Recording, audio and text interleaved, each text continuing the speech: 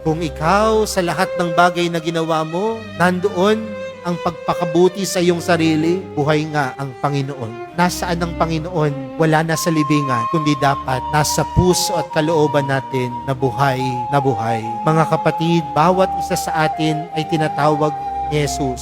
Si Kristo ay muling nabuhay at dahil dito may pag-asa po tayo. Si Kristo ay muling nabuhay at dahil dito pwede kang magbago. Si Kristo ay muling nabuhay at dahil dito may bagong simula. Si Kristo ay muling nabuhay at dahil dito hindi kailanman ang kamatayan ang huling salita, kundi buhay. Mga kapatid, wala nang laban ang libingan ni Jesus. Buhay siya. At ang buhay, kapag buhay si Jesus, buhay din ang pag-asa. Buhay din ang liwanag na ipinagkakaloob ng Panginoon. Buhay din ang awa at pag-ibig ni Jesus. At kung buhay ang Panginoon, nawa sa puso at kalooban natin, tunay nating masabing buhay ang mahal na pong Jesus Nazareno. Mga kapatid, maligayang Pasko po ng muling pagkabuhay ni Jesus sa ating lahat. Amen.